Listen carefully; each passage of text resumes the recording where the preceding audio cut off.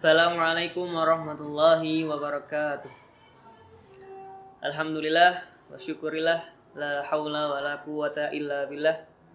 Asyhadu an la ilaha illallah wahdahu la syarikalah wa asyhadu anna Muhammadan abduhu wa rasuluh. Allahumma shalli ala Muhammad wa ala ali Muhammad kama shallaita ala Ibrahim wa ala ali Ibrahim. Para hadirin, pada kesempatan Talkshow kali ini, saya selaku Akmal Mahmida menjadi host pada acara kali ini, dan samping saya narasumber kita yaitu Ustadz Ramadan selaku wakil kesiswaan Madrasah Aliyah Al-Matera Al-Mu'min Muhammadiyah Tembara. Pada kesempatan kali ini kami akan membahas dengan tema membangun kepribadian atau membangun karakter santri melalui kegiatan kesiswaan. Nah, menurut pengalaman setelah saya menimba ilmu di sini selama kurang lebih 3 bulan santri baru. Nah, jadi di Al-Matera ini memiliki 2 program unggulan. Yang pertama adalah Teknoscience, kemudian Tahfidz. Nah, dan juga memiliki suatu keunggulan dari kegiatan mulai dari bangun tidur, kemudian halaqah pagi yang tentunya tidak akan kita miliki kesempatan ini ketika berada di rumah. Nah, dan tentunya ketika saya di pondok tersebut atau MA Al-Matera, saya memiliki berbagai teman, mulai dari yang baik, nakal, kemudian pemalas, dan juga rajin. Tentu memiliki suatu karakter dan kepribadian yang berbeda. Nah, Ustadz, jadi definisi dari suatu karakter itu apa, Ustadz? Oke, terima kasih. Assalamualaikum warahmatullahi wabarakatuh. Alhamdulillahi wa kafa, wassalatu wassalamu ala nabiyil mustafa wa ala alihi wa ashabihi ahlas sidqi wal wafa. Asyhadu an la ilaha illallah wahdahu la syarikalah wa asyhadu anna Muhammadan abduhu wa rasuluhu la nabiyya wa la rasula ba'dah. Terima kasih Saudara Akmal yang telah menanyakan kepada saya terkait dengan karakter itu apa. Berbicara soal karakter di dunia pendidikan di bangsa ini terutama selalu menjadi top topik, karena memang pembentukan karakter itu menjadi amanat dari sistem pendidikan nasional. Nah, kalau tadi ditanyakan terkait dengan apa itu karakter, maka sepanjang yang saya ketahui, sepanjang yang saya baca dari beberapa buku tentang psikologi maupun tentang pendidikan, bahwa yang namanya karakter itu adalah ciri khas yang dimiliki individu yang berkaitan dengan kualitas moral, kualitas akhlak, dan kualitas jati diri. Itu kalau saya rangkum dari beberapa ahli. Adapun menurut teori, menurut psikologi perkembangan, bahwa yang namanya kepribadian, karakter itu adalah kepribadian yang ditilik dari aspek moral. Itu karakter. Saya kira itu. Jadi karakter itu adalah bisa merupakan juga akhlak, juga bisa merupakan tabiat, juga merupakan kepribadian yang dimiliki oleh seseorang dalam kaitannya hidup berkeluarga, bermasyarakat, maupun bernegara. Terima kasih, Ustadz. Kemudian ketika kita ingin membangun suatu karakter, nah itu faktor apa saja yang dapat mempengaruhi, Ustadz? Membangun karakter itu memang tidak mudah, tidak seperti membalikkan telapak tangan. Membangun karakter itu memang harus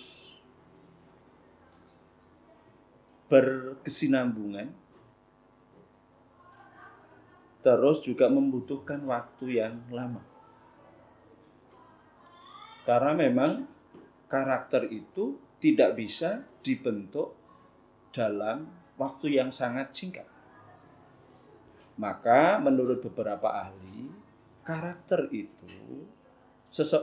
seseorang itu dipengaruhi oleh beberapa hal. Yang pertama adalah aspek pengaruh faktor generik.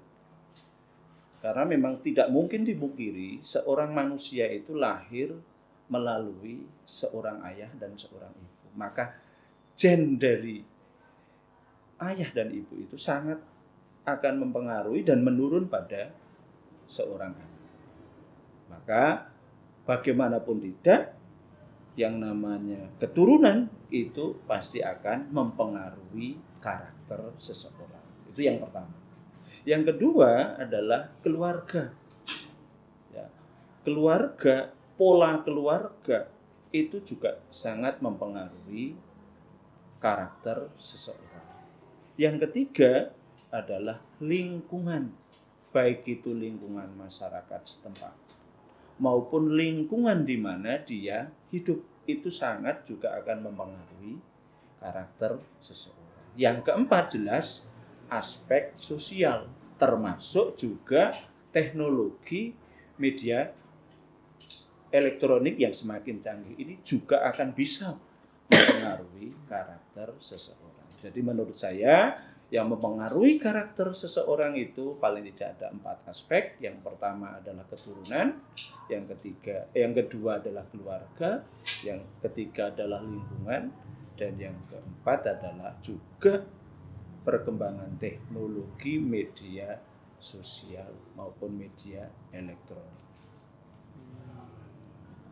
Jadi ketika kita ingin membangun perbedaan itu harus memiliki 4 itu ya, Ustaz?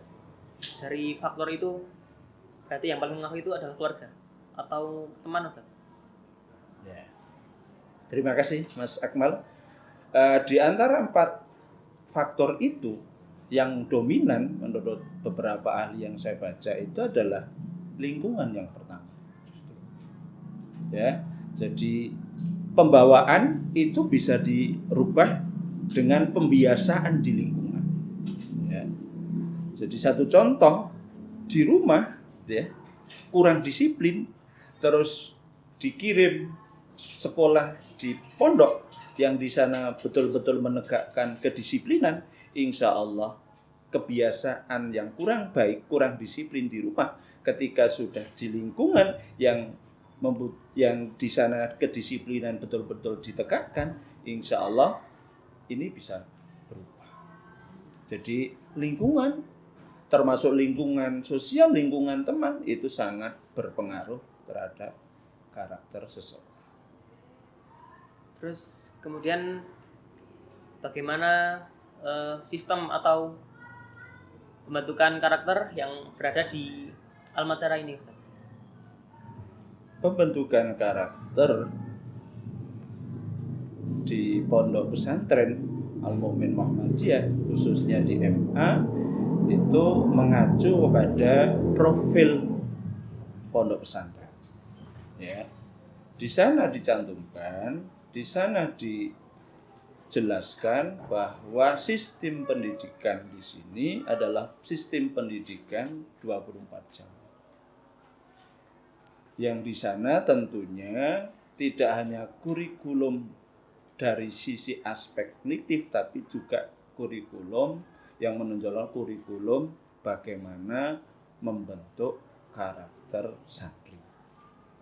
Nah, adapun pembentukan karakter santri di sini ya memang betul-betul dikawal selama 24 jam, sehingga ada kegiatan yaumiyah, ada kegiatan usbu'iyah, ada kegiatan syahriyah, ya, yang bersifat bulanan, dan juga ada kegiatan yang sifatnya per semester, ada kegiatan yang sifatnya tahunan, dan juga ada kegiatan yang sifatnya itu 3 tahunan. Dengan demikian harapan kita ya ketika mengawal ada kegiatan yaumiyah harian, ada usbu'iyah, ada syahriyah ya, ada semesteran ya, ada tahunan ya, dan juga ada 3 tahunan ya, barangkali yang sekolah di sini 3 tahunan, pasti nanti di akhir itu ada kegiatan yang sifatnya wajib diikuti oleh setiap santri. Nah, itu diadakan kegiatan dalam rangka membentuk karakter yang diinginkan sesuai dengan visi misi Pondok Pesantren Al-Mu'min Muhammadiyah.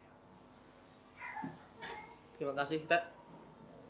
Kemudian misalnya nih ketika ada santri, nah kemudian dia itu bandel atau ngeyel, kemudian melanggar aturan. Nah, sikap kita untuk menanggapinya itu gimana Ustaz? Apakah dengan kasih sayang atau langsung dengan kekerasan? Sudah tidak dipungkiri lagi bahwa karena anak-anak yang masuk di sini juga latar belakangnya heterogen, ya.